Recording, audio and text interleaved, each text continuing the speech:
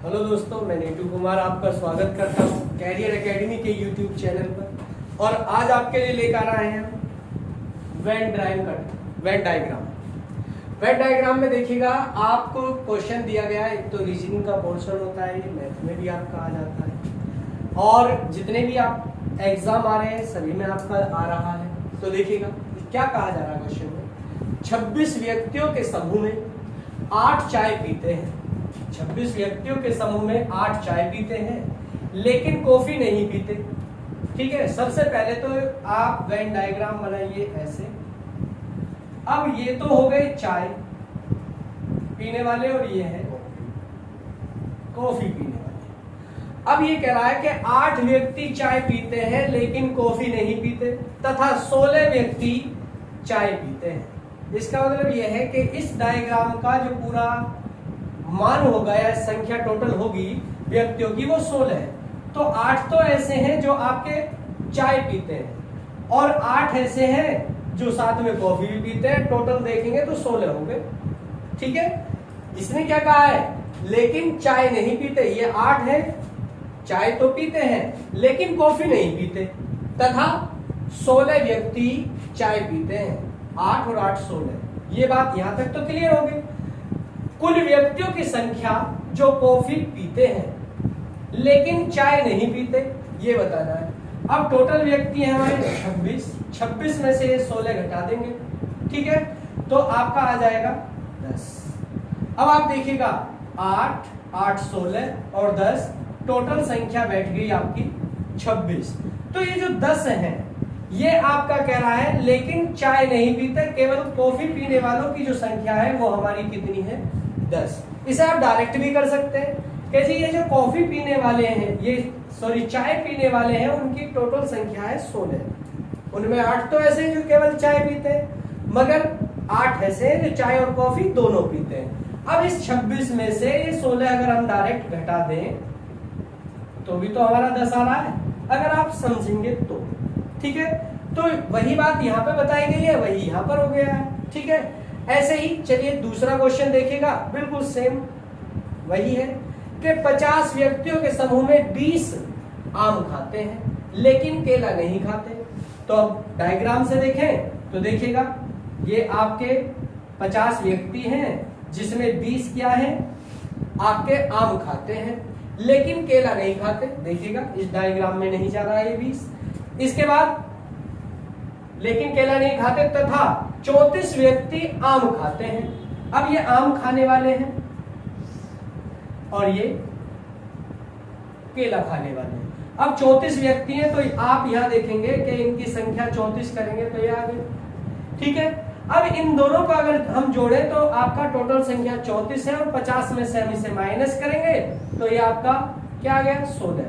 अब ये कहना क्या चाह रहा है, 34 व्यक्ति आम खाते हैं, कुल व्यक्तियों की संख्या जो केला खाते हैं लेकिन आम नहीं खाते, तो 16 व्यक्ति ऐसे हैं जो केवल केला खाते हैं लेकिन आम नहीं खाते। वही जैसे यहाँ किया, यहाँ भी ऐसी कर दो कि 50 में से आप माइनस कर देंगे 34 तो आपका 16 आ जाएगा। यही आंसर है, जैसे यहाँ पर यह आंसर है। ठीक है, अच्छा जी, एक और बात देखिएगा, अगर आपके नहीं समझ आया है तो दोबारा से देखिएगा।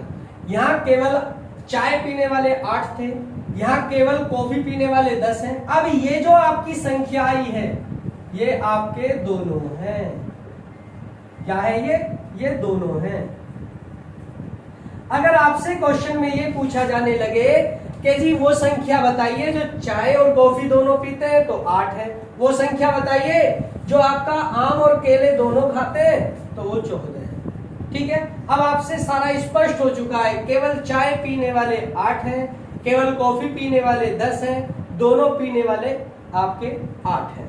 यहाँ पर आम खाने वाले केवल 20 हैं, केवल केला खाने वाले 16 हैं और आम और केला दोनों खाने वाले आपके 14 हैं। ठीक है, और आगे देखिए, आइए तीसरा क्वेश्चन देखते हैं जिसमें आपको दिया गया है, थोड़ा लॉन्ग क्वेश्चन है, जरा देखिएगा। 180 बच्चों की कक्षा में 50 बच्चे इतिहास और भूगोल में उत्तीर्ण हैं। 50 इतिहास और नागरिक शास्त्र में उत्तीर्ण है और 30 नागरिक शास्त्र और भूगोल में उत्तीर्ण और 10 विद्यार्थी सभी तीनों विषयों में उत्तीर्ण हैं। यानी कि जो तीनों में उत्तीर्ण है, तीनों विषयों में उत्तीर्ण तीनों विषयों में कोई भी विद्यार्थी अनुत्तीर्ण नहीं है, यानी कि फेल कोई नहीं है। केवल इतिहास, भूगोल और नागरिक शास्त्र में उत्तीर्ण होने वाले विद्यार्थियों की संख्या, यानी कि केवल जो एक एक सब्जेक्ट में उत्तीर्ण हुए उनके बारे में। अब देखिएगा जरा, वेन डायग्राम से करेंगे कि आपके 3 सब्जेक्ट बताए हैं, जरा ये लीजिएगा। अब आपसे बताया गया है, यहां पर इस बात को ध्यान दीजिएगा कि क्या कहा गया है यहाँ पर कि आपके 10 विद्यार्थी सभी तीनों विषयों में उत्तीर्ण हैं। तो यहाँ रखेंगे हम 10 जो तीनों विषयों में, और 3 विषय कौन कौन से हैं, जिसमें एक है इतिहास, एक इतिहास है, दूसरा भूगोल है और तीसरा है नागरिक शास्त्र।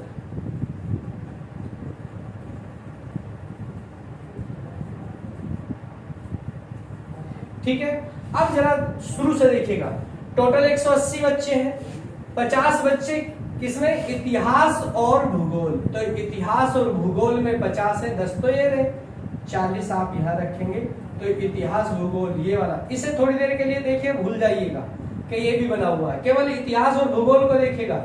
ये आपके 50 बच्चे हैं, ठीक है। इसके बाद यहां देखिएगा 50 इतिहास और नागरिक शास्त्र में, इतिहास और नागरिक शास्त्र में कितने, 50, तो 40 यहाँ आ जाएंगे।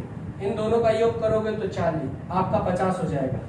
फिर इसके बाद देखिएगा 30 नागरिक शास्त्र और भूगोल में, नागरिक शास्त्र और भूगोल में कितने, 30, तो आपका 30 में से 10 माइनस कर दीजिएगा, 20 यहाँ। दोबारा से समझिएगा, ये 50 बच्चे हैं आपका इतिहास और भूगोल में उत्तीर्ण है, 50 बच्चे इतिहास और भूगोल में उत्तीर्ण है। ये 10 कहां से आया, क्योंकि इसने कहा है तीनों में उत्तीर्ण है ये 10, ठीक है। और फिर इन दोनों की बात चल रही है, तो दोनों की बात चल रही है, तो इन दोनों का योग जो होगा वो 50 से कह दिया गया है। फिर दूसरी लाइन आगे क्या कहा, 50 इतिहास और नागरिक शास्त्र में, तो 40 और 10 50 होंगे।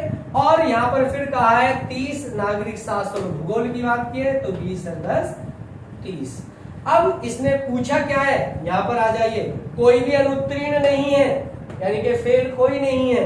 अब इसने पूछा है, यहां से क्वेश्चन को समझने की कोशिश करें, केवल इतिहास, भूगोल और नागरिक शास्त्र में उत्तीर्ण होने वाले विद्यार्थियों की संख्या, केवल इतिहास, भूगोल और नागरिक शास्त्र। अब इन्हें देखेगा जरा, अगर हम इन्हें प्लस करें तो 40, 40 80 और 20 100 और 10 110 बैठता है, तब की जबकि बच्चे कितने, 180, 180 में से 110 माइनस करोगे तो आपका 70।